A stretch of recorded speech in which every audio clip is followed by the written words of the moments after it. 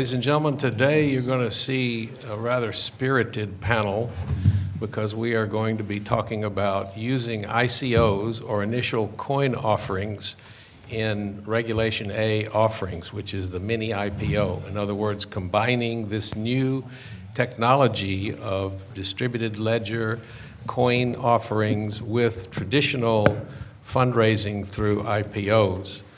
And so, as you may know, Regulation A is a mini IPO that allows you to raise up to $50 million in a small IPO. It's designed for new emerging companies.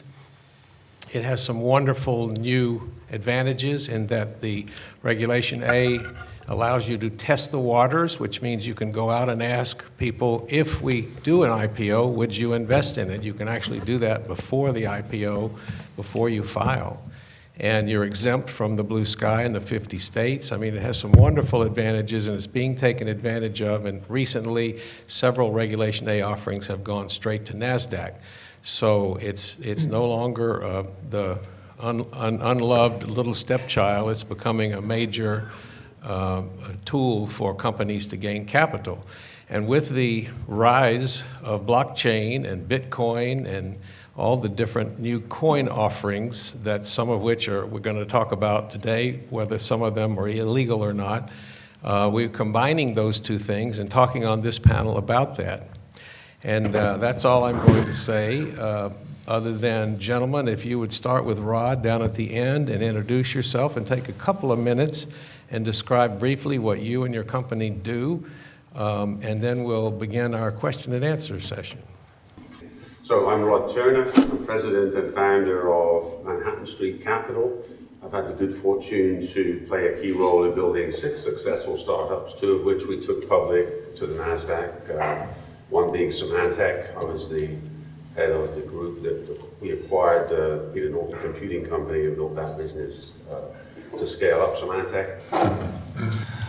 Christian K. Meyer. I represent a company, Solid Opinion, which currently is doing its private sale in their initial coin offering. I'm a recuperating attorney from the old world, as you can tell by my accent. And so we're now trying to figure out the token sale game, but we have been at this for some time. Our company has been around for 4 years. We raised traditional venture funds of 7.7 million so far. We have a working platform. We have a couple of million users on that platform. And we have a proven point system on the platform. That is to say, we're already selling, in a way, virtual currency that we are now tokenizing. This is Jawad Ansari. I'm with Bowser Securities. We are a FINRA SEC licensed broker-dealer, clearing broker-dealer, as well as a transfer agent. Good morning. This one is working. I'm Charles Kaufman. I'm a securities attorney at Homeyer Law, a Los Angeles-based law firm which specializes in crowdfunding, including ICOs, other forms of alternative financing, including EB-5. And I'm Gene Massey with Media Shares. Media Shares is a company that specializes in live internet broadcasts and video marketing. So we will get to some really good discussions here, gentlemen. I neglected to bring the boxing gloves, but I think we will see that there's a diversity of opinion on whether or not a coin offering can be used in an IPO. We have spoken about how you can actually do an ICO in a Reg A offering, and you say that you are doing so. Would you tell us how you are doing that? Right, so the reality is that most ICOs do not happen in the US and now actively restrict participation by the US. So they do their KYC and AML procedures, but they are actively restricting the United States. So if you look over the landscape of ICOs that have been done so far this year, which were about 234 or so, and they raised about 3.7 billion this year, you'll see that 40% of this money was raised by the top 10 companies. I would just encourage you to just check out those, participate in those. A third of those are infrastructure investments, so to actually build the platform. And when we say ICOs, it's very important to understand that ICO is a terrible, terrible, terrible marketing term, right? So it tries to relate it to IPOs. They're not IPOs, and not one single ICO is the same as another ICO, which means an ICO can represent creating a new currency. And it's the only purpose of it being a currency, or it's creating a new protocol, or a lot of those are trying to pre-sale services that they're building. The low-hanging fruits to look for here is companies that have already something that resembles a currency in their system, i.e. if you look at your frequent flyer mile system, right? It's a virtual currency. If you tokenize that system, you're just adding a function to it. So those are potentially very, very successful ICOs, where they already have a function from the get-go, where there's no question whether or not the SEC is going to move in and calls it a security because, hey, I was trading it yesterday, I was calling it points today, and tomorrow I'm going to call it tokens. So you're likely going to be on the safe side. That said, ICOs that go out today should simply not pick the United States due to its uncertainty. There won't be certainty for some time to be had in between the different governing bodies. Chris, you mentioned that a lot of the ICOs, initial ICOs, were out of the U.S., right? Yes, mostly Switzerland. Specifically, the large ones have been done there. If you look at the top 10, I think 60% of those have been done out of Switzerland. They are big. I attended the Start Engine conference on ICOs in Santa Monica, and a guy stood up and said, I lost $3 million. My thing got hacked. Anybody help me? And I had lunch with a guy that had his money. He had $300,000 in a wallet. And he said, I can't figure out how to get the money out. And I've tried for 6 months. I can't get it out. And the other guy at lunch said, well, yeah, I bought it at $7,800 and a day is $6,300. And now it's like 11,000.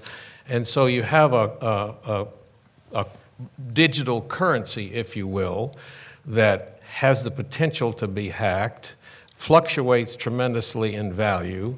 I'm asking you why, if I have to do a securities offering in order to raise funding from people and promise them some return, why would I want to use coins instead of money? Who wants that? Well, all of us do. Yeah. I think Chris should start on this. Yeah. Okay, so fundamentally, all cryptocurrencies are basically bearer instruments. So they're no different from the piece of paper you have in your pocket right now. So if you put this into a safe, you lose the key. It's the same situation that you have electronically. So that's one big thing to understand. The other thing about security is, yeah, you don't want to store larger amounts of cryptocurrency in what's called a hot wallet. So a wallet connected to the internet. You can just store it on a hard drive. You can just leave it unconnected, sitting on your desk, put a sticker on there with your personal key to that wallet, and that's it. It's unhackable. Well, wait, let me stop you right there, Chris. Sure. If I've got all my material on a flash drive or hard drive or something, and I know that I plug it in order to access my account, there has to be something in the account that says, yes, that's Gene. In other words, there is something in the central currency. No, by definition, there's That's not it? no relationship to you. The relationship is just to the wallet and to the private key, But but how does the not wallet to you. verify that it's me if it doesn't have something in it? If you that lose a says- $100 bill on the street, someone else picks it up. That's the end of the story. It's the same here digitally. Okay. Now, Sarah Hanks, we all know Sarah Hanks is a fabulous attorney, and she has commented that she has seen very few ICOs that are not securities. What's your opinion on that? Buy them So now. what's important is to hone in on the expectation part, because that expectation part is on the side of the buyer. So the current buyer situation really looks like this. You can only partake in an ICO if you already have a wallet, right? So that's your starting point. So what we're actually seeing in the ICO market is the contributions are being made by people that have been in the space for some time. So you got mining operations, so the coin mining operations that partake. You've got people that bought their currency, their digital currency, a few years ago, or even at the beginning of the year, and they're now playing with the house's money. So the crowd sale in an ICO is really the most uninteresting part to the ICO drivers at the moment. That's maybe 5% of the new money that's coming in because of the hurdles that you actually need to create. And so I encourage everybody, try to partake in an ICO tomorrow. Okay, Create a here's wallet, Well, get some ether, and try to buy just $10, $100 from any ICO. You will see it's rather difficult. And if you're in the US, there's a 90% chance you cannot participate, period. We got questions here. Can we get the mic for questions from the audience? A gaming company that wants to do an ICO. Correct. Okay. Right, and the funds are actually going to be, your participation in the ICO will be a proxy for a virtual currency that you will be able to use in the gaming environment, a game that still has to be developed. Would that be an example of a typical sort of use case that would not be deemed a security? And that's actually the stereotypical example, yeah. And this is essentially where all virtual currencies came from. I mean, virtual currencies, it's really nothing new to those in the room, probably not too many that play online games. They have been around for quite some time. They have been traded since the late 90s or mid-90s by now. You could buy the virtual coins that you get in a game on eBay in the mid-90s already. That's always been the case. So in that scenario that you're describing, that's the best scenario you can have for a tokenization process. You still want to avoid all the regulatory issues, nevertheless, because there is no regulatory guidance, clearly. You got 4 different bodies making 4 different noises, unfortunately. So you want to put this on solid ground and do it someplace else at this point in time. I had a short conversation with a traditional banker in the lobby. And I said, be sure and see the ICO conference. He says, oh, ICOs, yeah, I heard of those. I said, what do you think about Bitcoin? I said, well, what do you think about Bitcoin? He said, I think it's a scam.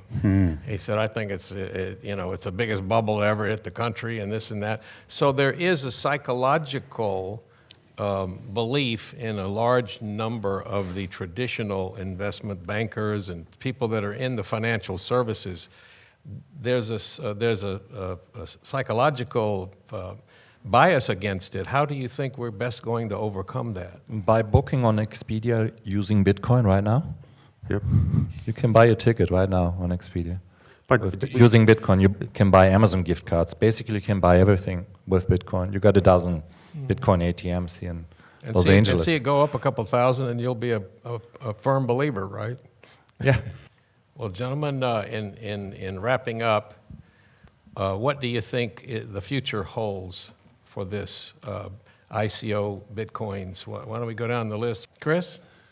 Well, blockchain is really neither an industry or just a technology, it's a paradigm shift. That's important to realize, with the ICOs being just a very small part and application on top of the blockchain, with also any currency being a very small part on top of this. There's much more interesting parts that are gonna disrupt every single industry. So also like kind of trying to shoehorn blockchain technology into fintech, that's the wrong idea. Everybody needs to understand that there's a new thing called blockchain economics. Everybody who doesn't understand these new economics will not be relevant in the future because it's going to displace everybody who is still using intermediaries. Because we don't have the typical immediate problems that blockchain solves. We all have bank accounts, we all have credit cards. The immediate problems that it solves right now are in the developing nations. But what's going to happen is those developing nations, all of a sudden, they have the tools that we don't have. They won't be paying credit card fees. They don't be paying for certain services that blockchain provides, and or the fees are massively lower than what we have been used to and have been indoctrinated into this paradigm. Just like the same thing that you saw happening in sub-Saharan Africa, where every goat herder now has a smartphone, right? Now they all of a sudden also have an account. They've never stepped foot in a bank. They never will step foot in a bank. They will never own a credit card. They never have a need for a credit card. They never had a wire coming into their HUD. They all of a sudden had a smartphone, and now with blockchain, they have access to so much more technology. So that's where the disruption is going to come from. It's the decentralization of marketplaces that everybody needs to understand who wants to be relevant in the future. Fiat currencies do not have a future. They won't exist. And I encourage everybody, yes, put at least a small portion of your portfolio into a bucket of digital currencies, because all fiat currencies could go away very, very rapidly within the next 24 months. I'm getting a signal that we are going to get thrown out of here if we don't close up, and I know all of you have had enough of this, so thank you so much for allowing us to have this panel today. We really want to thank the Opal Group for this wonderful opportunity to have this discussion. We hope we can do that again. Thank you all for coming. Thank you.